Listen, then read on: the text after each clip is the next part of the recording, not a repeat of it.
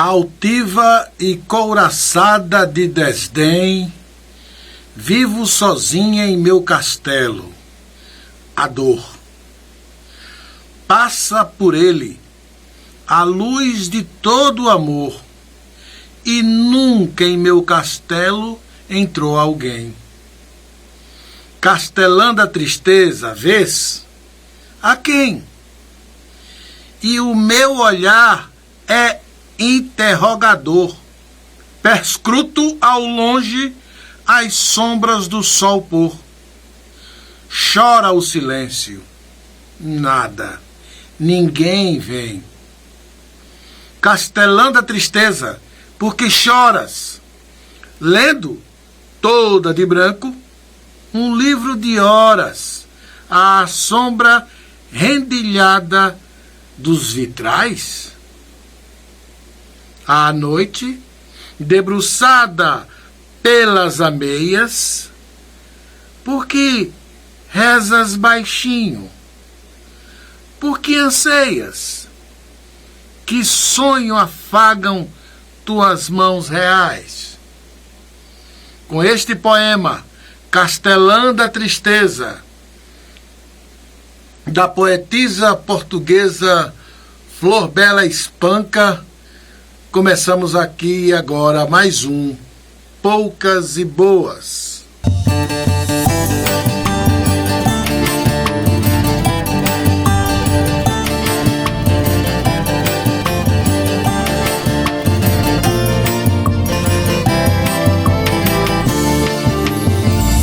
E vamos começar pela triste história de 3 famílias que vivem há muitos anos na Praça Honorina Gonçalves Pires, lutando pelo ganha-pão. São pessoas que há anos estão ali. A praça foi reformada, o prefeito Ildinho cedeu a eles os quiosques, são 3 quiosques que existem na praça, foram feitos exatamente porque foram as 3 pessoas que há muitos anos faziam dali do local da praça uma forma de negociar uma cervejinha, um tiragosto e tal, fazer a alegria dos que passavam por ali e ao mesmo tempo sustentar suas famílias. Infelizmente, a Prefeitura Municipal de Heliópolis ainda não deu alvará de funcionamento. E por que este alvará é importante? Por exemplo, até hoje os quiosques estão sem energia. Então, não dá, né? O pessoal precisa de energia para gelar a cervejinha, etc. As coisas, guardar as coisas dos quiosques para que não se perca, né? Resultado, estão lá até hoje, inclusive quando chega ali por volta de 5h30, 6 horas, começa a escurecer, eles precisam usar um candeeiro de gás para iluminar o local, para ver se atende alguns fregueses. É uma coisa assim estúpida. Esse alvará deveria ter sido providenciado imediatamente, assim que o prefeito tomasse posse. Estamos no mês de abril, nada de alvará de funcionamento. E as famílias estão lá, estão vendendo como podem, mas não é a mesma coisa, né? Então, prefeito, vamos lá. Se o senhor não pode fazer, determine que façam. O senhor simplesmente determina. Porque isso não é o senhor só vai assinar. É o setor lá responsável por... Inclusive tem uns impostos que a prefeitura precisa arrecadar, né? Então vamos lá, agilizar esse negócio aí. E por falar em agilizar alvarás, infelizmente vou ter que mais uma vez chamar a atenção, infelizmente, da Prefeitura de Heliópolis, porque a vereadora Ana Dalva participou de uma sessão esta semana na Câmara, sessão para as comissões, para analisar uma lei que o prefeito mandou para a Câmara para ser aprovada. Esta lei é o seguinte: pede autorização para que o prefeito possa assinar convênios com vários órgãos, secretarias, e até assinar tratados, e inclusive de consórcios, etc, etc. Essa lei é fundamental para o prefeito administrar tranquilamente os 4 anos. Porque se ele não tiver essa lei, cada vez que ele for fazer uma assinatura envolvendo o município, ele precisa da autorização da Câmara. É porque o povo, tem muita gente aí que pensa que Câmara de Vereadores não vale nada. É por isso que... E vocês acham que o prefeito luta para ter maioria por quê? É exatamente pela importância da Câmara de Vereadores. E aí, o prefeito José Mendonça Dantas mandou uma lei para a Câmara, e nesta lei ele pede que a autorização do Executivo Municipal para celebrar convênios com entidades e órgãos da administração pública. Só que essa lei já existe. E essa lei existe desde a época do prefeito Walter Rosário. A lei, vou dizer o nome aqui, seu prefeito, para que o senhor possa passar para o seu chefe de gabinete, para que ele aprenda a procurar. Essa lei é uma lei de número 304/2009. Foi sancionada pelo prefeito Walter Rosário em 2 de junho de 2009. O senhor não pode mandar outra lei da mesma, inclusive com os mesmos dizeres. Praticamente foi copiada da lei. Não se pode, só uma lei pode revogar outra. E para revogar a lei anterior, tem que vir uma lei que diz: revogam-se as leis tais. Ou então, que se coloca uma lei substituindo aquela, que automaticamente ela fica revogada. Ou pode-se emendar a lei, se tiver alguma coisa lá que não... A gente vai modernizando e as coisas vão evoluindo. Então pode ser que tenha lá alguma coisa que prejudique, vai lá, faz uma emenda e passa a ter a seguinte redação, e aí vai, tá tudo ok. Mas não pode simplesmente colocar uma lei. Sabe o que é isso? Isso é falta de experiência de gente dentro da prefeitura. Ou talvez o prefeito não esteja ouvindo. Porque eu tenho certeza, se fosse Zé Mário que estivesse aí na chefia de gabinete ou na secretaria de administração, que eu não estou nem condenando Antônio Valdo, porque eu tenho absoluta certeza que isso não é dele, não é da área dele, isso é chefia de gabinete. Se fosse o Zé Mário na chefia de gabinete, eu duvido que um erro desse acontecesse. Depois que a Ana Dalva disse ao presidente da comissão que aquela lei já existia, foram lá e perceberam que já existia, devolveram para ver se o prefeito corrige a gafe. Isso é típico de administração que está começando. Mas os erros são muitos, sabe? E eu acho que não é maldade não das pessoas. Tem gente que fica dizendo que é maldade. Não é maldade não. É porque estão batendo cabeça mesmo. Eu sei que tem gente aí que adora fazer uma maldadezinha. Mas não é não. Isso é incompetência mesmo. Isso é falta de um curso. Então eu aconselho o prefeito, se ele quer nomear gente inexperiente, pega o cara, bota 30 dias em Salvador, ali na Assembleia Legislativa, ou numa Câmara de Vereadores em Salvador, pede lá um colega, dê um curso aí a essa pessoa, para ele aprender a manejar o cargo, porque do jeito que tá aparecendo, muita gente lá, e as coisas não estão sendo resolvidas, infelizmente. Vamos agora para um outro tema, passar para uma outra notícia aqui, que é sobre a comissão parlamentar de inquérito que está no Congresso. Todo mundo já sabe que essa comissão foi feita para tentar mostrar as omissões e as ações em torno da Covid-19 por parte do governo federal.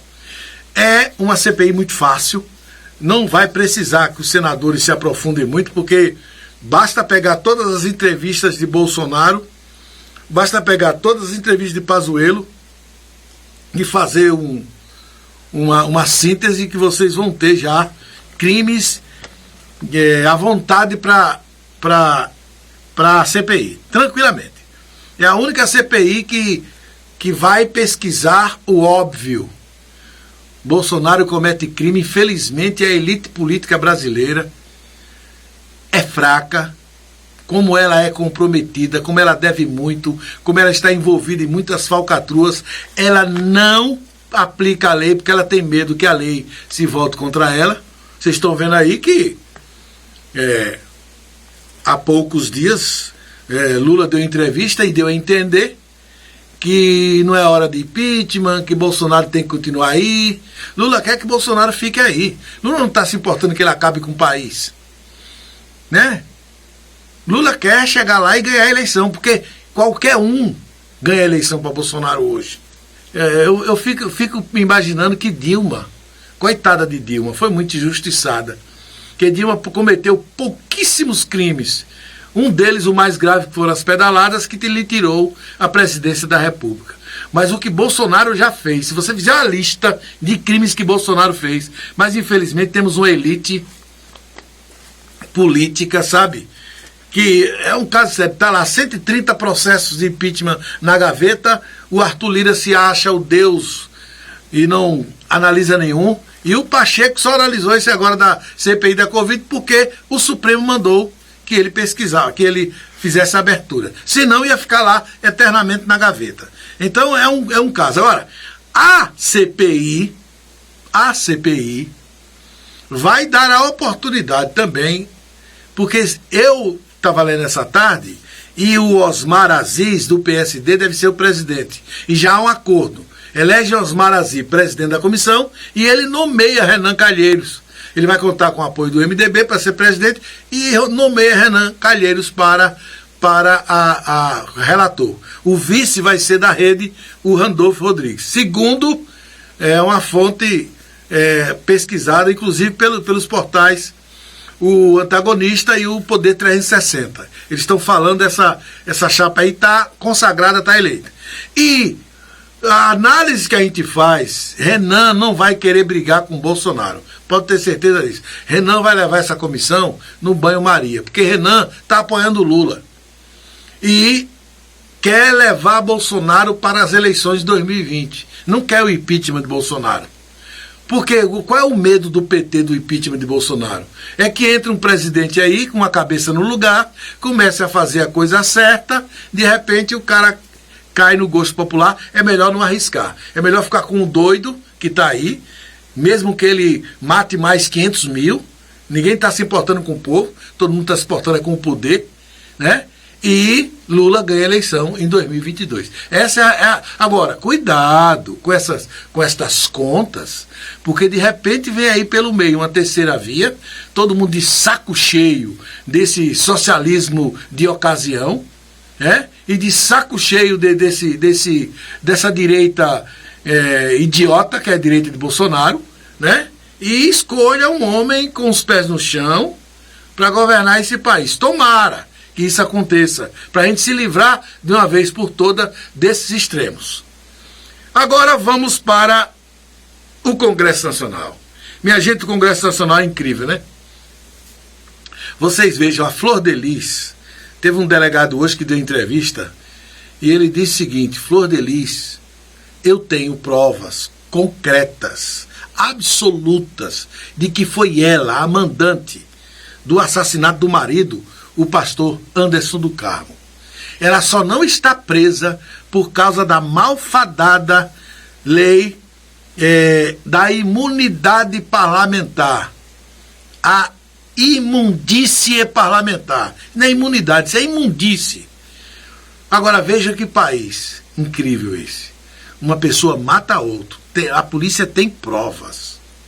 Tem provas. E só porque ela não foi presa em flagrante e porque ela tem imunidade parlamentar, ainda está deputada federal, tirando sarro, está batendo na cara da República Brasileira. Flor de Lis é um caso absurdo, né? E para também falar no jogo de 2022, tem 5 candidatos a presidente da República que estão se reunindo hoje para tentar uma espécie de primeiro round, né? Para tentar ver se unem os nomes para ter uma terceira via viável, para disputar contra Lula e Bolsonaro. Ciro Gomes está no bolo, o Huck está no bolo, o Moro também está no bolo. O Moro está, né, meio afastado e tudo, mas foi convidado, mas não está muito, até porque o Ciro Gomes diz coisa dele que ele não teria coragem de ir a uma reunião dessa. Mas fontes disseram que o nome dele também está no bolo. Se ele quiser, vai. O Mandetta também está. Então temos aí um leque de bons nomes que pode ser que surja esse terceiro nome para 2022, que force a população a ter uma opção de sair dessa disputa irracional do passado, digamos assim, envolvido em corrupção. Essa esquerda brasileira, ela adora a corrupção. Por isso que ela nunca coloca nos seus programas de governo combate à corrupção. De jeito nenhum. É só, né, falando na pobreza, temos que acabar com a pobreza, vai lá, dá um Bolsa Família, não sei o quê, aquele paliativo, vimos aí que não resolve.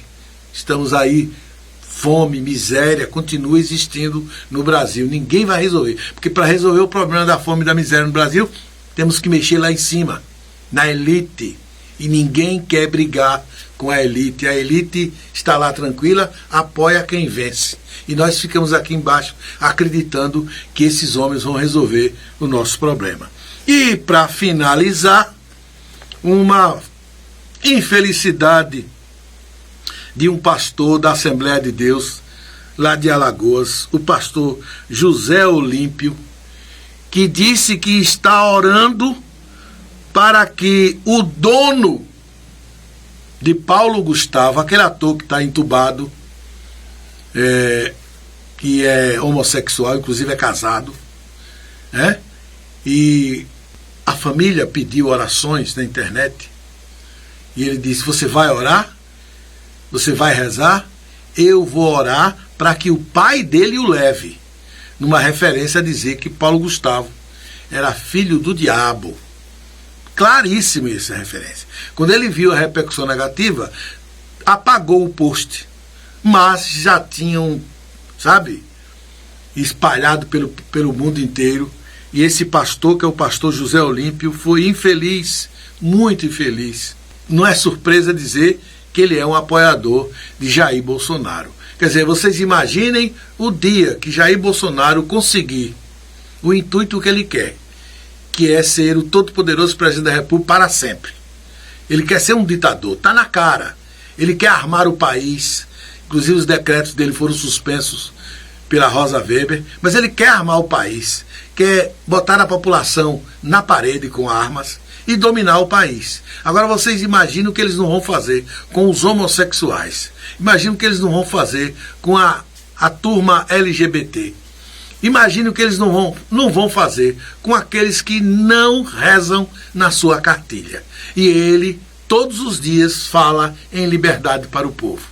Liberdade é uma palavra muito bonita e não deve ser usada, às vezes, em vão por esse pessoal. Infelizmente, o pastor José Olímpio cometeu hoje uma bizarrice. Eu duvido que ele até pense assim, pessoalmente. Mas talvez por força do hábito, acabou complicando a vida dele, de vários pastores. Tem muitos pastores aí que não pensam assim. Mesmo aqueles que apoiam o Bolsonaro estão até envergonhados com o que o Bolsonaro faz. Mas tem uns que realmente extrapolam e acabam dando voz a esse terror, a essa coisa rasteira, infelizmente, na nossa sociedade, mostrando que nós ainda temos muito, mas muito, para atingir aquilo que chamamos de civilização. Por hoje é só. Um abraço a todos. Agradeço plenamente aos 1.720 inscritos no meu canal. Espero que continue se inscrevendo. Vamos para esse ano, com fé em Deus, atingir 2.000 inscritos. Um abraço a você que assistiu o vídeo até aqui. Pode espalhar esse vídeo aí pelas redes sociais. E até uma outra oportunidade.